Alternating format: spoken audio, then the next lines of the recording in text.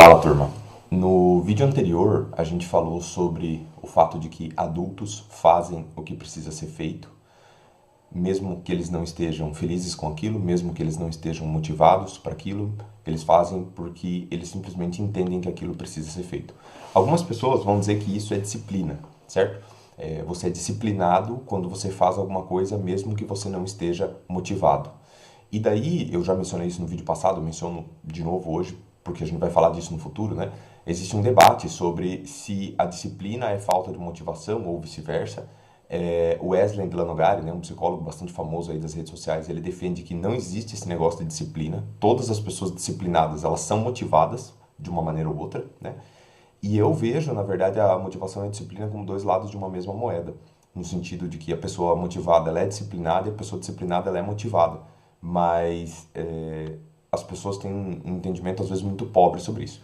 A gente vai falar desse tópico ainda, mas hoje vamos se ater simplesmente ao fato de que adultos fazem o que precisa ser feito, né? Eu mencionei adultos que contribuem para a sociedade, adultos que são responsáveis.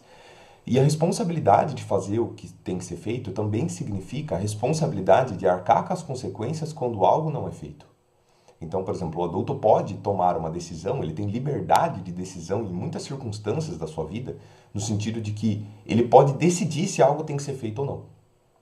E no sentido dele ser adulto, ele precisa entender que, decidindo bem ou decidindo mal, ele vai arcar com as consequências daquilo sozinho. Então, por exemplo, eu vi isso na forma de um meme. Alguns dias atrás, o cara escreveu assim que é muito perigoso ser adulto porque eu tenho a liberdade de gastar o meu dinheiro todo do meu salário em paçoquita.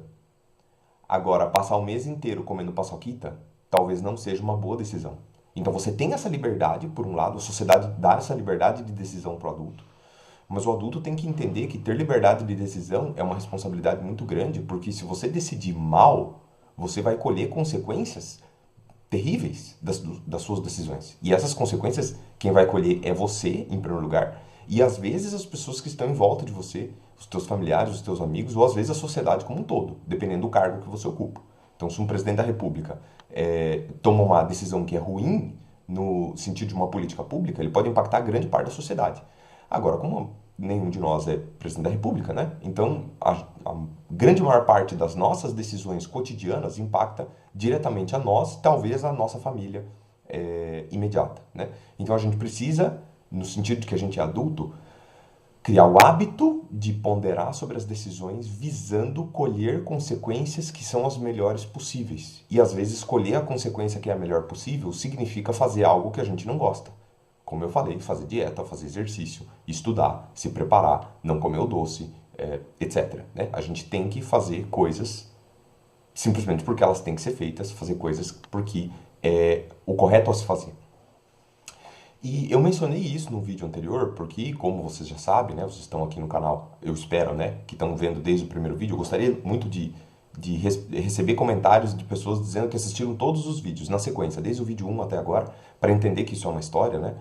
E eu gostaria que essas pessoas percebessem que eu falo dessa questão de adultos porque eu lido com o público de adultos. Eu sou um professor do ensino superior, eu estou na faculdade, eu estou dando aula, por mais que sejam jovens de 17, 18 anos, 17 ainda não atingiu a maioridade penal, né? Então, do ponto de vista legal, não são adultos ainda. Mas ele pode votar, né? Por mais que o voto não seja obrigatório, ele pode votar. Votar é uma atitude de adultos, a gente não deixa crianças votarem. Então eu entendo que psicologicamente essas pessoas devem ser tratadas como adultos. No momento que elas fazem 18 anos, então legalmente elas têm que ser tratadas como adultos e elas serão adultos para mim na universidade. Tudo bem? E é curioso perceber que a nossa sociedade ocidental ela vive uma carência de adultos na casa dos seus 20 anos. Reparem no que eu estou dizendo. A nossa sociedade vive uma carência de adultos na casa dos 20 anos. O que isso significa?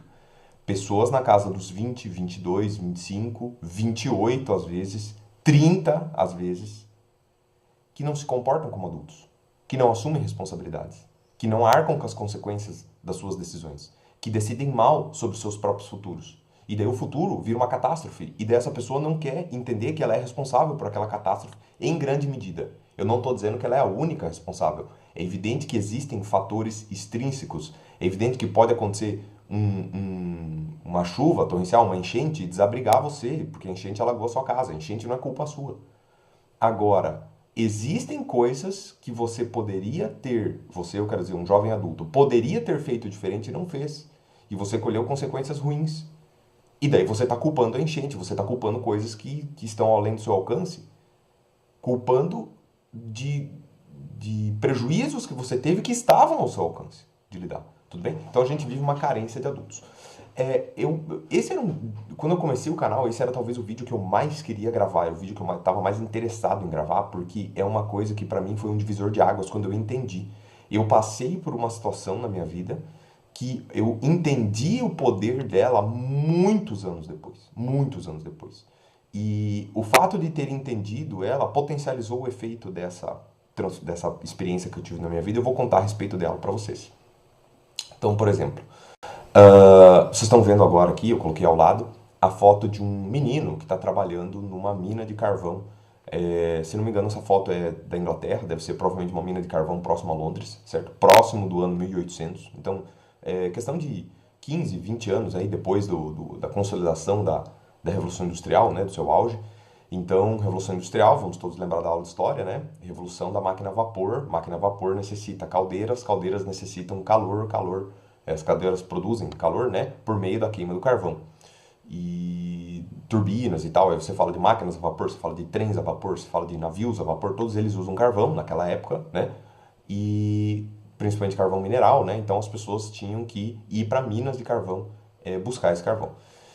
E vocês vão reparar nessa foto que eu coloquei aqui, que você tem um menino que não tem mais do que 8 anos, aparentemente pela foto. Ele está escorado numa picareta que é do tamanho dele. Ele está fumando um cachimbo. Ele está com um cantil na alça aqui, do lado do corpo dele, que eu gostaria de acreditar que é água, mas eu não me surpreenderia que fosse conhaque, porque é muito frio e as pessoas usavam bebida alcoólica para se esquentar, tudo bem?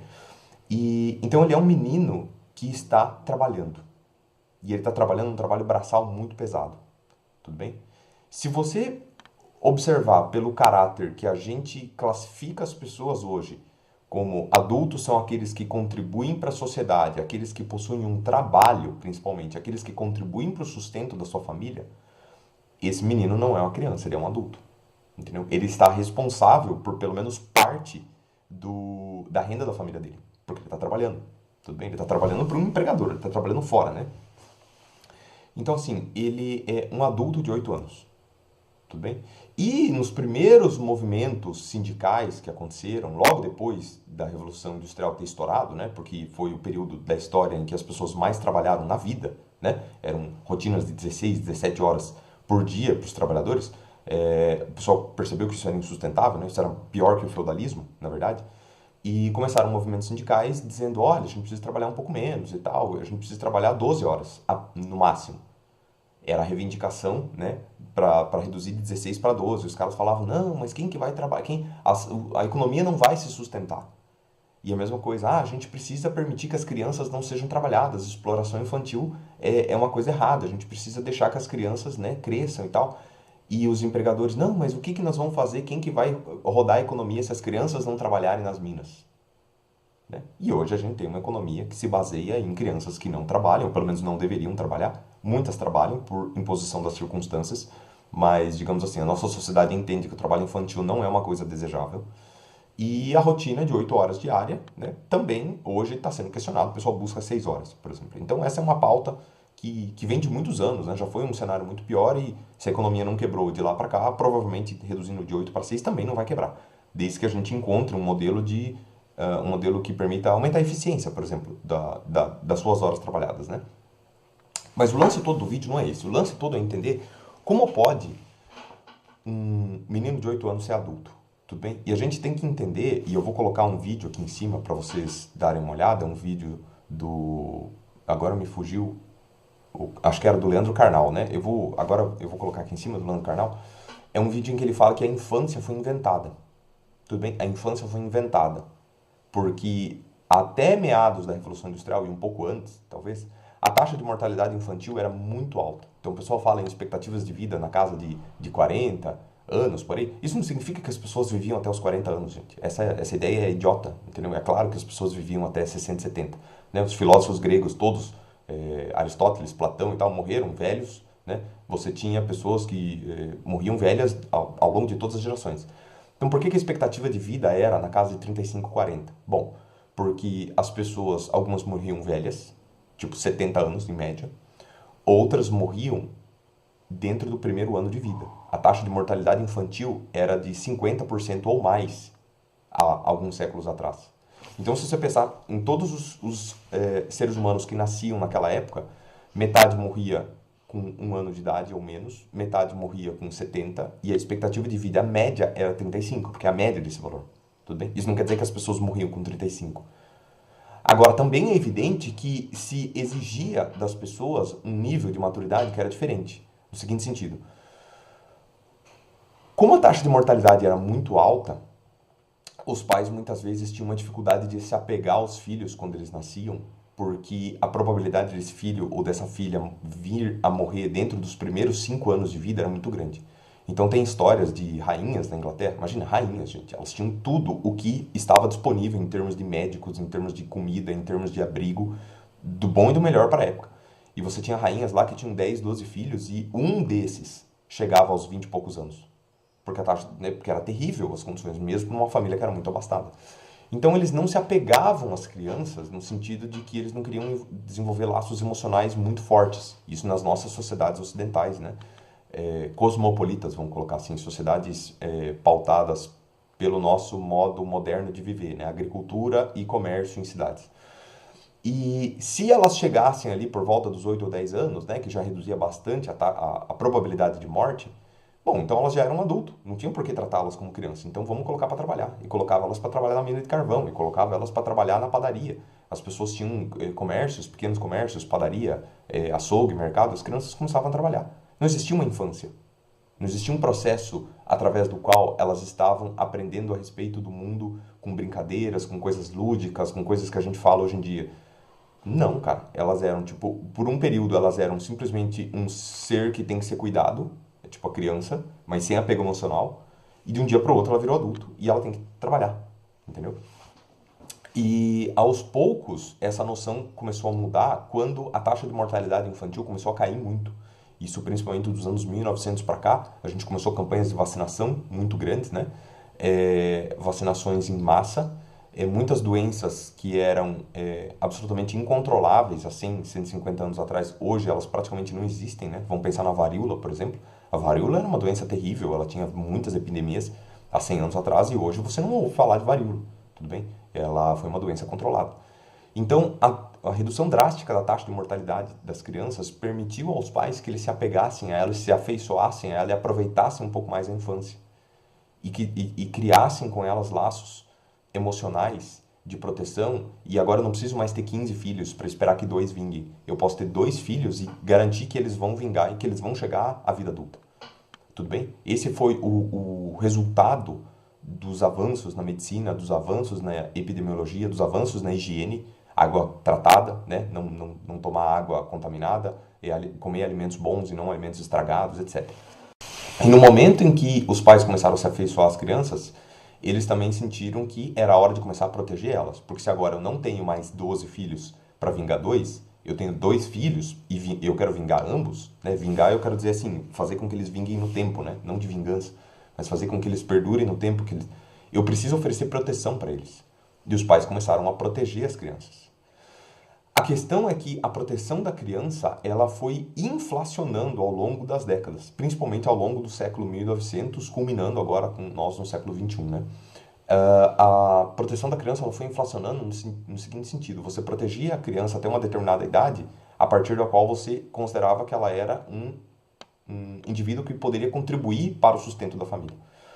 Para a geração lá de 1800, né, isso era 8 anos de idade, porque, enfim, não existia infância. Depois que a infância foi inventada, a gente entendeu que existia uma infância, ali até 8, 10 anos, 12 talvez. Aí existiria um período de transição muito pequeno e ela começaria a trabalhar com 13, 14, 15.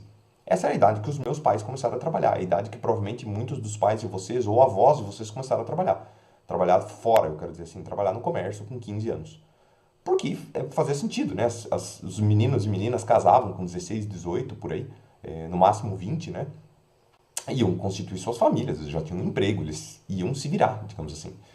E depois de um tempo, o próprio processo econômico ele começou a exigir um nível de qualificação maior das pessoas, né? Então antes elas estudavam até tipo segunda série, terceira série, e elas já estavam aptas a ir para o mercado de trabalho porque elas já tinham os conhecimentos necessários. Se a pessoa soubesse somar, subtrair, multiplicar, ela já podia estar trabalhando num armazém, certo? Eu chamava de secos e molhados na época, né? Então, pesar arroz, pesar feijão, farinha, carne e vender. Você não precisa saber logaritmo, você não precisa saber derivada, polinômios, né, para operar num caixa de armazém. Então, a pessoa estudava até a quarta, quinta série e ela já estava apta ao mercado de trabalho.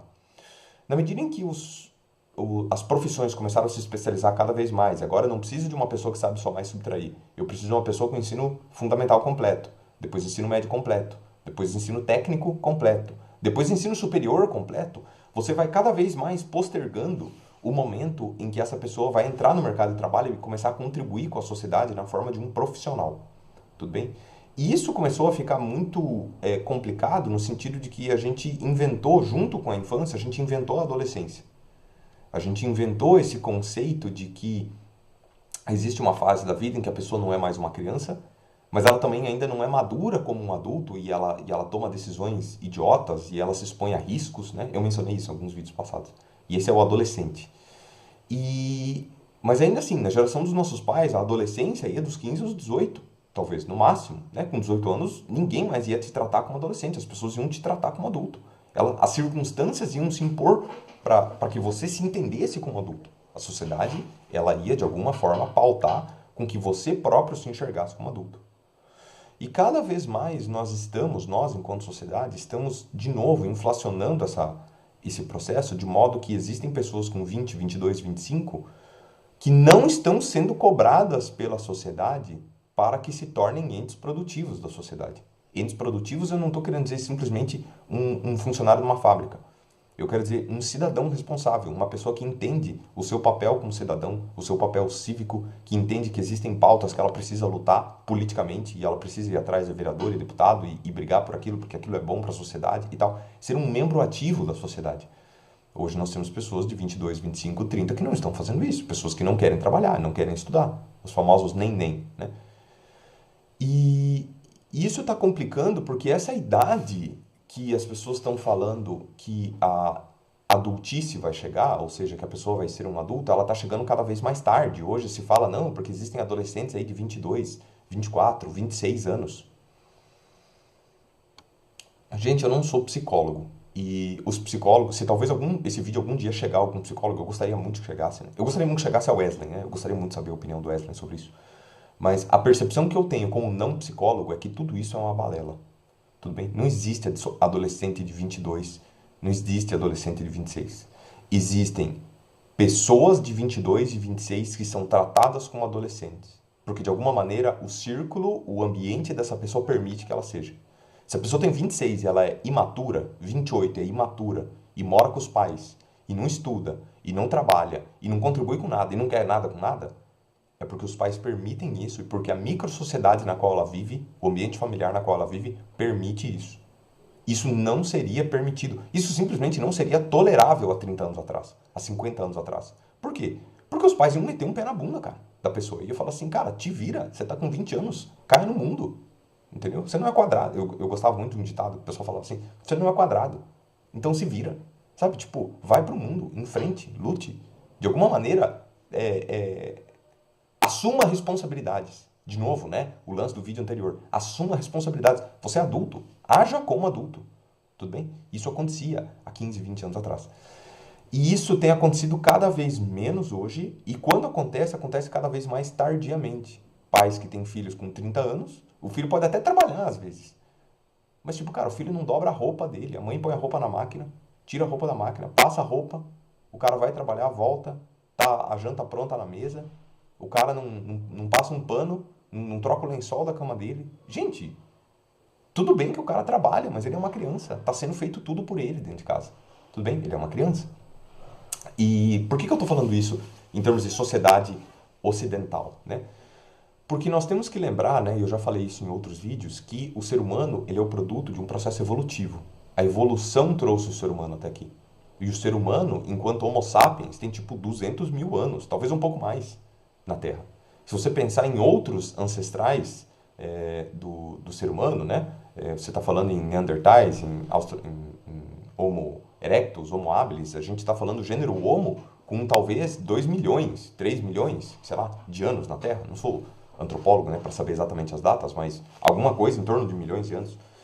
E ao longo desses milhões de anos, você teve um modo de cultura que não era o modo como hoje a gente conhece as cidades. Não é o modo citadino, como a gente conhece hoje. Era um modo tribal. E nas tribos, gente, é radicalmente diferente do que é para nós, sociedade ocidental. Por quê? Em primeiro lugar, as tribos nunca inventaram a infância. Nunca foi preciso inventar a infância, porque a infância sempre existiu. As crianças sempre foram vistas como entidades especiais dentro da tribo, que precisavam ser educadas, que precisavam ser nutridas e preparadas para a vida adulta, tudo bem? Elas recebiam carinho, atenção e afeto. Por mais que a mortalidade infantil fosse alta também nessas tribos, elas recebiam carinho e afeto. E elas eram, de alguma maneira, não cobradas como adultos. Tudo bem? Pelo menos enquanto elas tinham 8 anos. Você não ia cobrar. Nunca existiu uma sociedade tribal que com 8 anos ia exigir de uma criança o que a nossa sociedade ocidental exigia de um menino trabalhando com 8 anos numa mina de carvão. Isso não existe. Ao mesmo tempo que, por volta dos 12 aos 15, variava um pouco essa janela, mas em algum ponto entre os 12 e os 15, a tribo faz um ritual de passagem em que a criança se torna adulta. Então, reparem, existe um dia fixo, né? Normalmente o ritual ele leva um tempo, né? Ele tem um espaço de tempo que pode ser de 1 ano, 2 ou de semanas, mas em geral é coisa de 1 ano, em que se prepara aquele indivíduo para a passagem, mas a passagem em si existe um dia específico em que a tribo faz um ritual e vai acender uma fogueira e vai ter pinturas especiais e músicas especiais, um dia específico a partir do qual, daquele dia em diante, aquele indivíduo é um adulto. Antes daquele dia, o indivíduo era criança. A partir daquele dia, o indivíduo é adulto. Isso é um rito de passagem. Os ritos de passagem, eles estão juntos com outros ritos. Então, existem os ritos de iniciação, que são, por exemplo, relacionados ao recebimento de um novo membro na tribo, mediante o nascimento, por exemplo. Então, é uma iniciação, ele está sendo iniciado na tribo. Existe o rito de passagem, o rito de despedida, que é para os mortos, os funerais, né? E é importante, né? Não é só o ser humano que faz funerais, né? Existem outros animais que podem enterrar membros, né? Da sua tribo, do seu clã, etc. E acho que, se não me engano, os elefantes fazem isso, né? Eles arrastam os cadáveres por muitos quilômetros, às vezes até achar o local certo para enterrar. E existem os ritos de transformação, que é, por exemplo, esse caso, você ser criança e depois você se tornar adulto. Então, por que isso é muito importante para mim? Porque a nossa sociedade ocidental, ela está vivendo uma carência de ritos. Ela está vivendo uma carência absurda desses ritos de passagem, esses ritos que dizem para a pessoa, a partir de agora você é adulto. No passado existiram alguns ritos que continuam existindo hoje, mas no passado eles tinham um significado de passagem muito maior do que ele é hoje. Então, por exemplo, no passado, terminar o ensino fundamental era um rito de passagem. A partir de agora você é adulto, você vai trabalhar. Por quê? Porque quase ninguém fazia ensino médio, nem existia, né, para a maior parte das escolas, principalmente de interior, e não existia praticamente faculdade. Então, a maior parte das pessoas terminou o ensino médio, ela entende que ela tem que trabalhar. Depois, esse rito de passagem virou o ensino médio. A passagem do ensino médio, você vai lá e trabalha. É a geração dos meus pais. Era uma minoria que fazia faculdade na época. A maioria, tipo, terminou o ensino médio, eu tenho que trabalhar. E embora hoje a grande massa da população brasileira também ainda faça isso, termina o ensino médio e vai trabalhar, porque, enfim, não se entra na universidade de todo mundo, né? O rito de entrar na universidade, que uma época significava entrar no ensino de adultos, no ensino onde você será cobrado como adulto, hoje isso não é visto mais dessa forma. Hoje as pessoas estão entrando na universidade como se elas estivessem entrando numa segunda escola. E elas estão se comportando como se fosse uma escola. E elas acham que o professor vai pegar ela pela mãozinha e ensinar o que ela tem que fazer. E ela acha que ela não precisa estudar fora do ambiente da sala de aula, porque na escola ela não estudava. né? Você só assiste a aula e faz a prova, acabou, e você consegue fazer. E na universidade, as coisas da escola não funcionavam. Então, assim, o rito de passagem, que uma época era o trote da universidade, que significava a partir de agora você vai ser cobrado num grau muito maior do que você era cobrado antes, ele não existe. Tudo bem? E as pessoas não se entendem como adultas mais. Então elas estão na universidade, mas elas estão se comportando como se elas estivessem na escola, porque a escola é feita para crianças e elas ainda são crianças. E por que eu digo que eu passei por uma experiência nesse sentido que foi muito simbólica para mim? Porque sem querer querendo, talvez o meu pai nem saiba disso, mas o meu pai fez um ritual de iniciação comigo sem querer. Então, eu terminei o ensino médio e eu passei no vestibular em outra cidade e eu gostaria muito de ir para essa cidade fazer faculdade, né? Então, eu nasci no interior do Paraná e eu queria ir para Maringá fazer faculdade. E os meus pais concordaram, existiam condições financeiras na época. Alguns anos depois, não. Então, se eu tivesse feito faculdade 5 anos depois, provavelmente eles não teriam conseguido me bancar, pelo menos não o curso inteiro. E em 2007, então no início de 2007, eu fui para a universidade. E como era uma cidade que eu não tinha parente nenhum, era uma cidade que ficava a 300 quilômetros da minha cidade de origem, né? Então não é uma distância assim que, meu Deus, vai levar dias para chegar, mas, por exemplo, se eu me acidento, se acontece alguma coisa, eu vou para o hospital, são pelo menos 5 horas de carro, né? Na época, né? 4 horas e meia, 5 horas de carro. Então a gente levou a mudança, a gente organizou as coisas e tal. E no dia seguinte, na hora que meu pai tava para ir embora, né? Meu pai, minha mãe e minha tia que foram me levar, meu pai, já tava todo mundo dentro do carro, já tava as malas prontas, o carro já tava ligado para ir embora. E o meu pai falou assim, ele bateu nas minhas costas e disse, ó, a partir de agora é você com você. Se você tomar decisões boas, você vai colher frutos bons. Se você tomar decisões ruins, você vai colher frutos ruins. Mas quem vai colher esses frutos é você. Não venha pra casa chorar se você fizer merda. Lide com as consequências. E ele entrou no carro e foi embora. Então, assim, cara, foi 30 segundos o meu ritual de iniciação. Essa conversa com meu pai durou 30 segundos. Ele entrou no carro, ele foi embora. E eu sabia que a partir daquele momento eu não tinha margem de erro. Percebem isso? Eu não tinha margem de erro. Se eu errasse, eu ia colher todas as consequências daquele erro sozinho. E é evidente que se eu me metesse num problema muito grande e eu precisasse, por algum motivo, da ajuda dos meus pais, meu pai não ia negar. Tudo bem? Ele não ia negar ajuda. Mas também é verdade que eu não queria ir correndo para casa deles, dizer pai deu merda, porque isso seria admitir que eu não teria ouvido o que ele falou. E o que eu percebo é que a maioria dos alunos que estão vindo para ter aula comigo hoje, os pais não fizeram isso com eles. Os pais não disseram, amigão, a partir de agora você tem que começar a tomar as rédeas das tuas decisões. E eu não estou dizendo tomar as rédeas do destino, porque o destino, você não pode tomar as rédeas dele. Existem elementos imprevisíveis no destino. Como eu falei, uma enchente é um elemento imprevisível. Você não consegue controlar aquilo ali. Se a enchente levar o teu carro e ele não tinha seguro, isso é um prejuízo tremendo, tudo bem. Agora, existem decisões no dia a dia das pessoas que estão ao alcance delas em termos de consequências. E você precisa ser responsável quanto a isso. Não só os pais não estão fazendo isso, como os pais estão, de alguma forma, continuando a lidar com as consequências dos filhos mesmo depois que eles entram na idade em que eles deveriam ser tratados como adultos. Então, por exemplo, a gente está vendo, eu vi já aqui na universidade onde eu leciono, pais levando os filhos até a sala de aula. Não é levar até o estacionamento porque é carona, porque é caminho do trabalho dele. É vir com o filho até o estacionamento da universidade, estacionar o carro, entrar com o filho dentro do campus e levar ele até a sala de aula. Gente, eu faço isso com a minha filha. A minha esposa, né, leva principalmente, mas eu também às vezes levo ela para a escola. A minha filha tem 3 anos. Eu nunca vou fazer isso quando ela tiver 18, quando ela tiver 20. Ela precisa aprender a se virar. Se uma pessoa de 18 anos, 20 anos, eu preciso levar ela até a sala em que ela vai ter aula. Ela pode voltar para presidente. Ela pode assaltar uma padaria. É uma péssima escolha, mas ela pode, né? E ela pode ser presa por isso, se ela fizer. Um baita barulhão. Se a pessoa fizer isso e os pais ainda precisam levar ela para a escola, levar ela para aula, isso é dramático, gente. Isso é uma inversão de paradigma tremendo. Eu vou colocar links aqui para reportagens do pessoal que diz que agora tem 22, 23, 25 anos, está se formando na universidade. Na hora de procurar uma entrevista de emprego, os pais estão indo junto nas entrevistas de emprego. Quando a entrevista é online, tem pais que estão aparecendo, tipo, na lateral aqui da entrevista, tipo, querendo ver se o filho como é que o filho vai, como é que a pessoa vai tratar o filho. Gente, o mundo não é um arco-íris, gente. Às vezes você vai ter que engolir um sapo aqui e ali, tudo bem. Eu não tô dizendo para se curvar, mas eu tô dizendo, tipo, aprenda a lidar, aprenda a se defender, entendeu? Seja adulto. Pare de depender dos outros adultos. Tudo bem? Isso é fundamental para que a nossa sociedade continue evoluindo e melhorando. A nossa sociedade hoje não está melhorando enquanto democracia, porque nós estamos vivendo uma carência de adultos.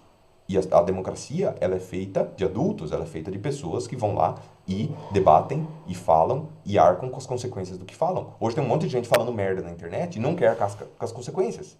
A gente defendendo o partido nazista na internet e achando que tá tudo bem, que isso é liberdade de expressão. Não é, gente. Não é. Isso é imaturidade. Achar que você pode falar qualquer coisa é imaturidade. E daí entra mais um vídeo que está aqui em cima, que é do Rossandro Klinge. Eu gosto muito dele, eu acho que ele é uma pessoa abençoada na maneira como ele fala. Ele fala de uma forma muitíssimo didática, muitíssimo didática. Eu gosto muito dos vídeos dele. Também eu ficaria muitíssimo feliz se esse vídeo que eu estou gravando de alguma maneira chegasse a ele, né? Não sei se alguém tem um contato dele, mas eu ficaria muito feliz. O Rossandro, entre as várias falas incríveis que ele tem disponíveis na internet, uma que ele fala, e que o vídeo está aqui em cima, ou aqui, né? Não sei que lado que eu vou colocar ele. Ele fala assim que a maturidade ela não vem com o tempo. A maturidade é uma escolha. E daí ele fala assim, tem pessoas que têm 60 anos e elas são idiotas, e tem pessoas que têm 25 anos e são muito maduras. Tudo bem? Eu concordo com ele em certo grau, e em certo grau eu discordo, mas eu já vou explicar o porquê.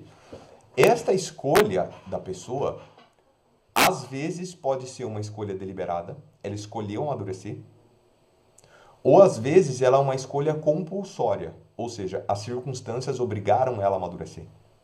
Então tem pessoas que não amadurecem porque quiseram, amadurecem porque foi obrigatório que elas amadurecessem. Tudo bem? Se o rapaz tem 14 anos e o pai dele morreu, muitas vezes, na geração principalmente dos meus pais, ele seria o homem da casa. Ele seria a pessoa que ia defender a casa e ele seria a pessoa que iria sustentar a casa. Tudo bem? Então, a circunstância não deixou escolha para ele amadurecer. Então, não é realmente uma escolha, é uma imposição. Vocês percebem que quando uma escolha, ela não... A gente diz assim, uma escolha obrigatória. Porque você pode fazer uma escolha, mas só tem uma opção. Só tem uma opção. Você só pode, a única opção é amadurecer. Teu pai morreu e você precisa cuidar da casa. Você tem que amadurecer, na marra. Entendeu? A imposição dos fatos se fez sobrepor a você. Não interessa se você queria amadurecer ou não. Você precisou amadurecer. Tem outras pessoas que amadurecem por escolha. O meu amadurecimento não foi por escolha. O meu foi por imposição. Lembra da conversa do meu pai? Meu pai falou, a partir de agora é você com você. Isso foi a circunstância se impor. É dizer assim, a partir de agora ou você é maduro ou você é. Porque se você não for maduro, daqui 2 semanas você vai acabar preso. Você vai fazer uma merda aí, você vai acabar preso. Entendeu? Isso é a imposição das circunstâncias. E aí, de novo, né, volta para aquela ideia do ritual indígena. Como que os indígenas, né, os povos ancestrais, aí, eles lidavam com essa questão do rito de passagem da infância para a idade adulta? Eles entendiam que a segurança da tribo dependia de adultos fortes. Tudo bem? E esses adultos precisam ser transformados por meio de uma imposição de circunstâncias. Esse ritual de passagem normalmente era um ritual que envolvia sangue. No caso das meninas, esse sangue eventualmente é o sangue do primeiro ciclo, né, menstrual, e ele está relacionado à percepção de que o corpo da menina está pronto para as funções de uma mulher na tribo, que é cuidar de uma família, cuidar de uma casa, reproduzir e criar mais membros para a tribo, tudo bem? E junto com as meninas que nasceram, estão chegando nesse ciclo, os meninos que nasceram na mesma época, eles eram regulados mais ou menos pelo ciclo das meninas, e tipo assim, ó, então agora os guri que nasceram junto ali com elas estão prontos para virarem adultos. O que se fazia? Algum tipo de desafio. O piá tem que caçar um animal sozinho. Ele tem que caçar um animal perigoso sozinho. Ele tem que colocar a mão num ninho de formiga. Entendeu? Ele tem que remar rio acima e voltar sozinho numa corredeira e tal. Se envolve algum tipo de desafio que envolve dor, que envolve tensão, que envolve medo, tudo bem? Leva o piá para uma caverna escura e fala assim, ó, você espera a noite aqui, nós vamos embora, amanhã cedo você sai. Se você conseguir voltar para a tribo, você é adulto. Se você não conseguir voltar, bem, Então, não voltou, né? Daí a nossa sociedade vai falar assim, cara, mas isso é escandaloso. Porque imagina que eu vou deixar o meu filho numa caverna pra ele tentar voltar sozinho, e se ele não voltar? E é aí que a sabedoria dos povos indígenas entra. Porque eles vão falar assim, se ele não voltar, ele era fraco. E uma pessoa fraca, ela não contribui para a tribo. Uma pessoa fraca desestabiliza a tribo. Uma pessoa fraca vai tornar a tribo fraca. Eu prefiro que ele não volte do que ele volte fraco. E se ele voltar, ele provou que não é fraco, ele provou que é forte. Esse é o rito de passagem. É você entender que determinadas circunstâncias precisam ser impostas. Então, de novo, esse menino que está numa caverna ou que está tipo, no meio do mato sozinho e precisa voltar para a tribo. Gente, as circunstâncias se impõem. Ou ele é forte e sai dali, ou realmente não vai ter história para contar. Ou ele enfia a mão no formigueiro, ou ele se atraca com uma onça numa briga, ou a tribo não vai querer saber dele.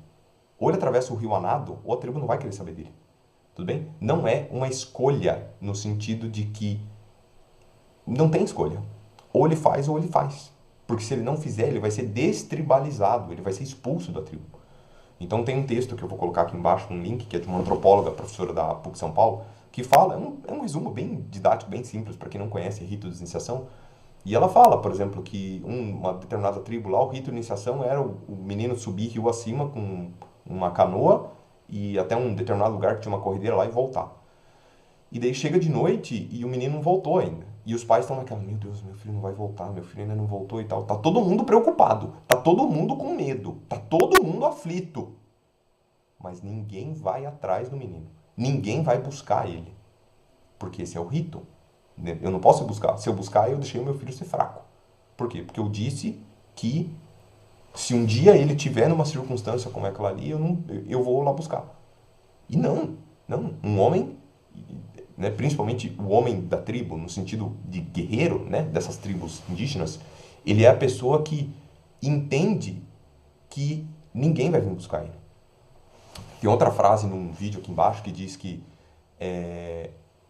o cara resume isso de maneira muito simples. Ele fala assim: o ponto em que um menino se torna um homem é o ponto onde ele está numa situação e ele percebe que ninguém vai vir resgatar ele.